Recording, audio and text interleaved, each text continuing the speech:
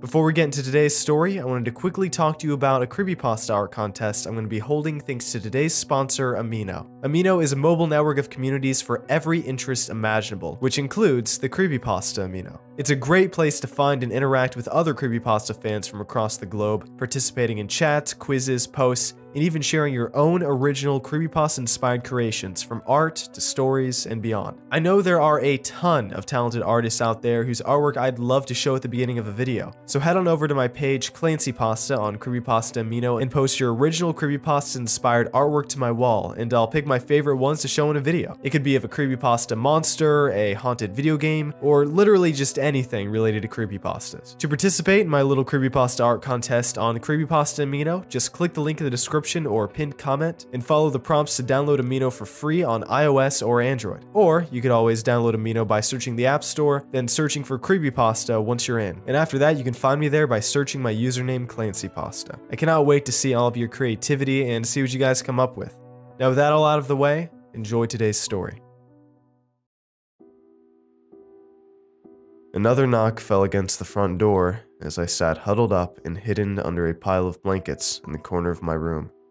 I hadn't peeked out in a few hours now, hadn't eaten anything more than a saltine cracker in a few days at this point, and I don't even want to think about the last time I left this place. That was so long ago, when things weren't so different, and things weren't so... It just happened again.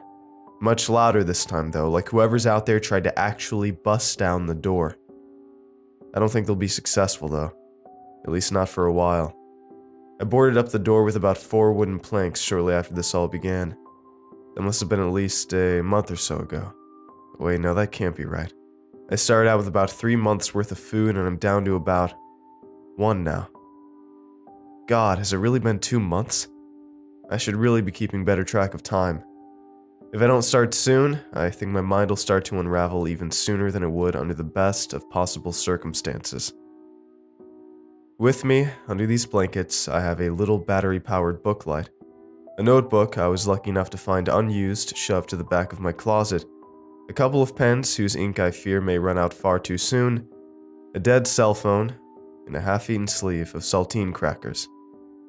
I've been trying to eat just 1 or 2 a day lately if I feel I can, just to prolong my supply, but I don't know if it's even worth it at the end of the day. I don't know if any of this is worth it actually. Maybe I should just tear down those boards, open that door, and greet whatever's on the other end with a firm handshake and a wide welcoming smile. But I know I can't do that. I can't give up hope that quickly. About 3 months ago, apparently I was up watching Netflix at 2:30 a.m. like I usually am, when I heard a knock on my front door. Given the time, it was a bit shocking, and I distinctively remember jumping a little in my seat.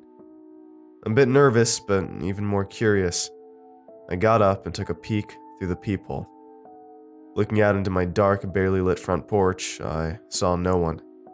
My first thought was that a cop was at my door, since in my limited experience with the police showing up at my place, I know they sometimes move out of view after ringing the doorbell or knocking. But they usually knock again after a few moments, but 10 minutes later, it was still nothing. Given that it was 2:30 in the morning, I was pretty exhausted, and for me, that can bring with it some anxiety. I couldn't get the bizarre knocking on my front door out of my head. I mean, who would knock on anybody's front door at almost 3 in the morning? These questions and many more swirled around my head for a while before I had had enough. It was late as hell, and I needed to get some sleep. But first, I had to put my anxieties to rest. I decided I'd just check the peephole again, and if everything was normal like I figured it would be, I'd open the door, and if everything was alright there, then thank God I can get some much needed rest. Unfortunately, things didn't turn out that way. Are you surprised? Peeking through the door, I saw absolutely nothing, just as I had the first time. I opened the door and felt a cool gust of wind hit me in the face. It wasn't winter yet, but that didn't mean the nights were very forgiving. I leaned my head out and looked around, finding nothing really worth talking about, until I turned my gaze to the ground. Placed neatly on the greeting mat outside of my front door was a little letter, needlessly wrapped up in a bright red bow with the words, "To Resident." Given how it was referred to on the front of the envelope, I figured this was some door-to-door salesman or marketer, someone that had either lost their mind or fallen in some pretty hard times and felt the need to do his rounds at nearly 3 in the morning. I laughed at what an odd situation the author of the letter must have been in, picked it up, and closed the door. I tore off the bow and pulled the letter from its envelope as I sat back down in my chair. Unfolding it, I was surprised to find it seemingly handwritten with some sort of black ink. I'll transcribe it for you here, and then we can go from there. Hello, resident. As of opening this letter and reading these words, things have changed. This is your official notice. And that was it. There was no signature at the bottom, no sign as to who wrote it, and if I do say so myself, there was no sense to it either. Reading it over again in my head, I had no idea what the hell it was talking about. I figured maybe it was all some sort of joke done by some kid trying to strike fear into random strangers, but there was no way to know for sure. What I did know for sure was that my quest to quell my anxieties and get my ass to sleep didn't really go as planned. But regardless, it was getting late and I had to at least try to get some sleep. Slipping under the covers, I closed my eyes and waited for sleep to take me. But instead, I heard 4 knocks on my door once again. My eyes breaking open instantly, I sat up in my bed. What the hell were they doing back in my front door again? Walking out to the living room and peering through the peephole once more, I yet again saw nothing. But this nothing was different. It was literally nothing. No streetlights in the distance, no shadows strewn across my porch from the outside light, and most worrisome of all, no porch. Confused and somewhat concerned, I moved quickly to unlock and open the door. And what I found outside was nothing. Pure darkness, unlike anything I'd ever experienced in my entire life. It was almost like there was some sort of solid object. Like if I were to lift my arm and reach outside the boundaries of my doorframe, I'd run into some sort of physical boundary. And then, through the darkness, I heard that whispery voice for the first time. Can I come in? Startled, I quickly slammed the door and turned the locks. Who the hell was that? Thoroughly freaked out by what I had just experienced, I spent a good chunk of time after that lying in my bed, staring at the ceiling, before I eventually fell asleep probably sometime around 5-ish. My eyes shot open to the sound of knocking at my door yet again. I looked over to my window, whose blinds were closed, but didn't have any light shining through the cracks. Due to the sun not being out, I figured I must have just closed my eyes for a second. But checking the time on my phone, I was left speechless. It was apparently 1:25 in the afternoon. 3 more knocks, louder this time, fell against the door. Extremely confused, I got up and began walking. Please be light out, please be light out, please be light out, I repeated to myself as I made my way to the door. Leaning forward and looking through the hole once again, I was met with what was, at least at that moment, my worst fear. Complete darkness. Can I come in, friend? I heard that whispery voice ask once again. Not wanting to ignore the question again, I eked out a mild, "Who are you?" "If you open the door, you'll find out," the whisper responded. "I'd just like to say hello." Okay, I sort of halfway laughed to myself. I don't usually open the door for strangers, buddy. I think you should probably leave. After a few moments of silence, I heard that whispery voice again, but much quieter this time. So quiet, in fact, I couldn't really make out what was said. "What was that?" I asked, moving a step closer to the door. Whispers, somehow even quieter than before, came from beyond the door. "What?" I asked again, this time placing my right ear against the door to hopefully get a good listen. As it turns out, that was a mistake. Just seconds after placing my face against the door, something with an extremely powerful force threw itself against the top, bending and buckling the wooden door and hitting me in the side of the face in the process. I fell back and hit my head yet again on the ground. I hit carpet, so I thankfully didn't crack my head open, but I do think I did something. I watched as my vision began to swirl around me and dim more and more by the second, and listened as I heard the whisper on the other side of my door plead over and over again to let him in. I closed my eyes and didn't open them for another 12 hours. I peeked out from under the blankets and looked towards the door. No knocks had come for a while now, and I'd had to use the restroom for far too long. I grabbed my clippable booklight, which at this point was more or less my only source of light, and snuck off to the bathroom. Walking back out and lifting the little light up to guide me through the living room, I found something that just a few months ago I wouldn't have believed could strike such intense fear into me.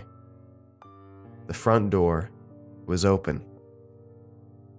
I froze and eyed my surroundings. Nothing seemed even the slightest bit off, except for the door. It had been opened wide, swung all the way to the point where it stood nearly parallel to the wall. I looked to the ground, figuring I would find the fragmented remains of the wood and planks, but instead found absolutely nothing.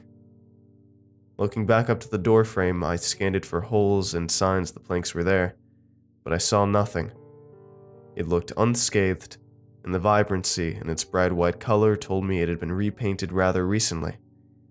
How? I had no idea. After taking a few careful steps, I quickly ran to the door, slamming it shut and twisting the lock with a solid click. A click I hadn't heard in almost 3 months, since the last time I opened that door to look outside and verify the nothingness I had seen through the peephole. And yes, that darkness was still there. Looking out beyond the frame was infinite nothing, even when you looked at the floor. The short off-white carpet ends in a complete drop-off at the entrance into the blackest black I've ever seen. So dark, I'm not sure if any light could escape it. I turned around and leaned my back against the door. How in the fuck did it open like that, and why? Why now? Why here? And why me? I'm sure this is happening to everyone else, right? I'm not insane. At least I don't think I am. I suppose I wouldn't know how to tell.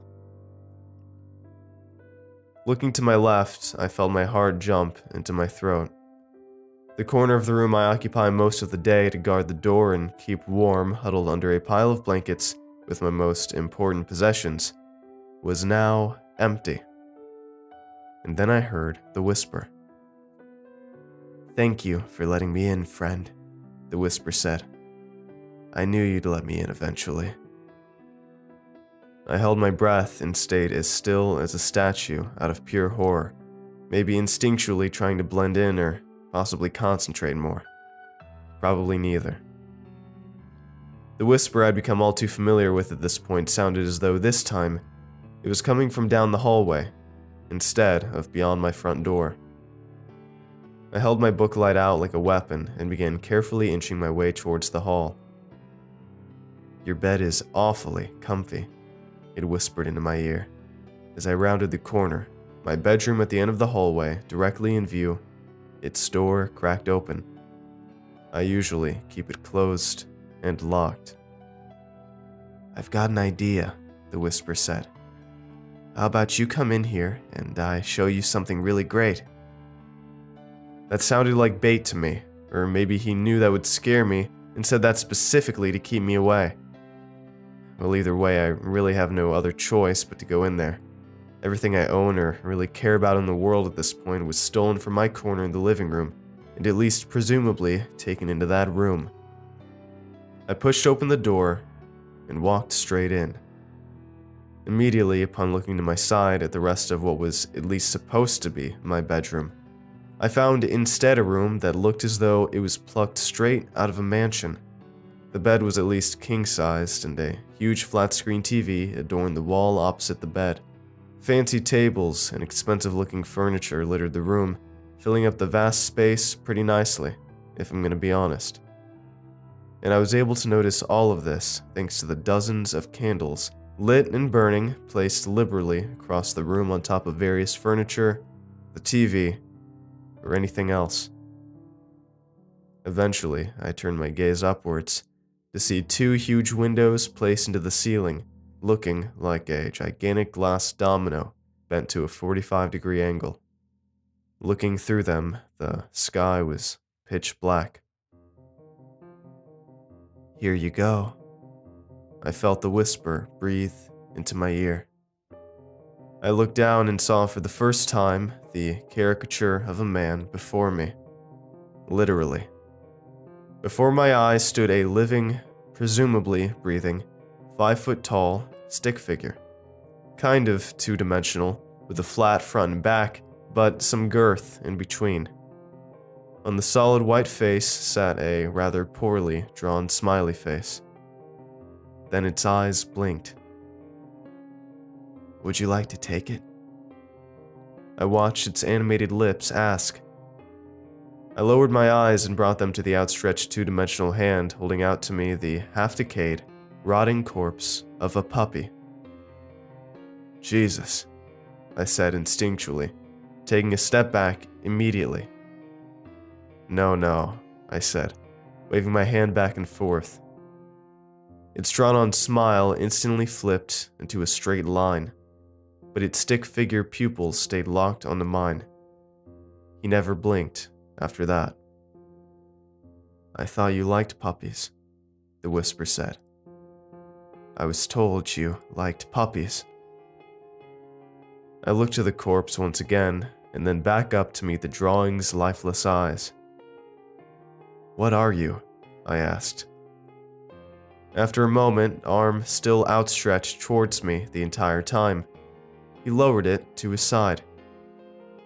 His face never changed from that blank stare. "Why does that matter?" it whispered. "I've come to you with a gift. Don't you like it, friend?" Almost cutting whatever this thing was off, I responded, "I don't care, dude," before raising my eyebrows in shock of my own phrasing. The straight line that made up his smile instantly clipped to a frown. "I knew I shouldn't have tried to be your friend. They all said you wouldn't be my friend and I just didn't believe them. I said you seemed different than the rest. Like you would care or at least understand somehow. Understand like a friend would." Two angry eyebrows instantly appeared on the living stick figure's face, as it turned ever so slightly to the side in thought.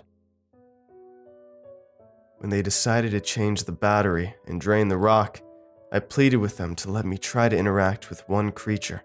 Just one, just you. So you could continue to exist, and I could be with you. And be your friend. Your only friend. But I failed." It turned back towards me, aiming its pupils straight into mine once again.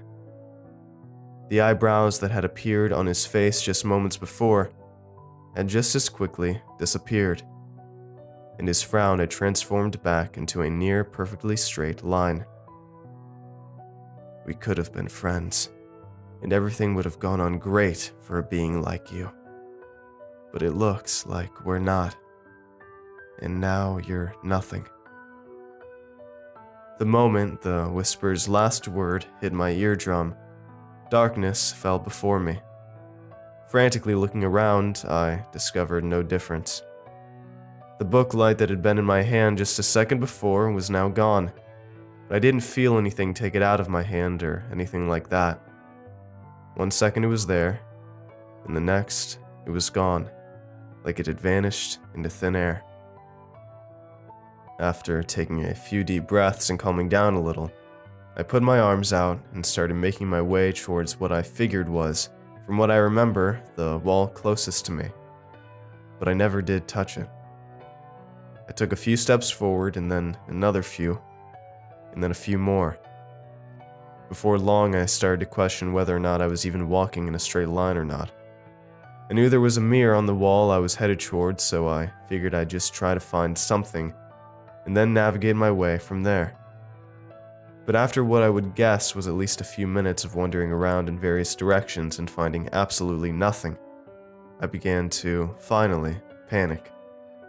Flustered, disoriented, and confused, I decided I needed to calm down some more and try to figure this out. I sat down on the floor and instantly discovered two things. The first was that the floor beneath me was no longer carpet. It felt hard and cold, like the type of concrete you'd find lining a parking garage. And the second was that aside from some sort of sandals that had apparently appeared on my feet along with the transition, I was completely naked. Needless to say, I sprung straight back up and stumbled in a direction I didn't know, proving to disorient me even further. I wandered around like that, cold, exposed, and virtually blind. Minutes turned to hours, hours turned to days, days turned to, well, you know. I don't even know how long it's been now, but I know it's been far too long. I haven't eaten anything since before the door opened, but then again, I guess I don't feel too hungry either. So I guess I shouldn't be complaining about that. I've been wondering lately how long I'll go on like this, or if this is some sort of hell, and whatever judge lies on the other side cast me here to serve some sort of time or take some sort of punishment for something I didn't even know I did.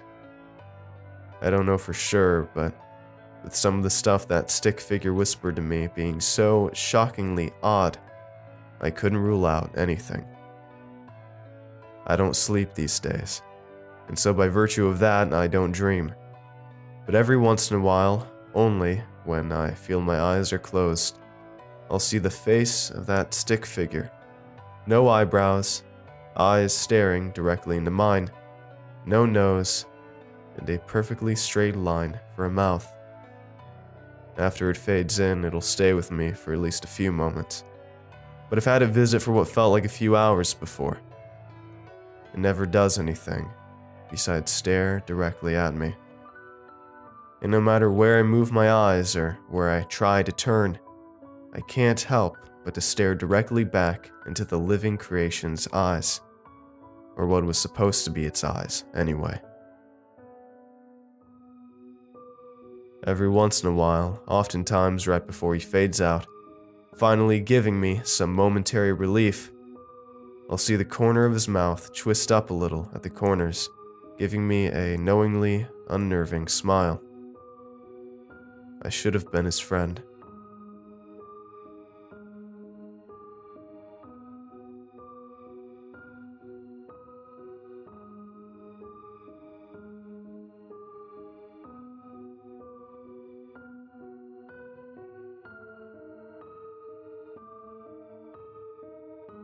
Thanks for watching, and I hope you enjoyed today's narration.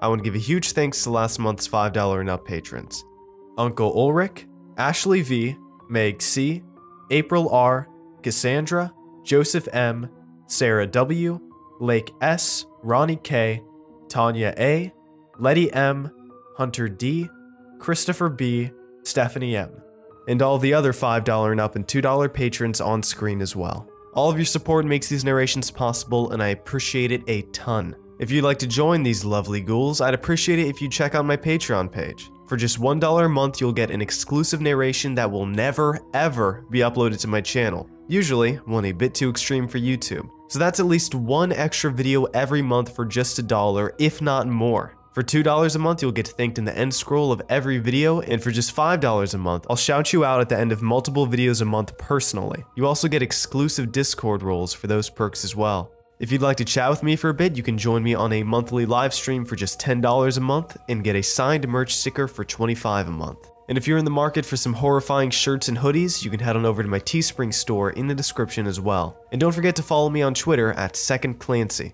I want to thank you all for watching, and I will see you all next time. Have a good night, everybody. Cheers.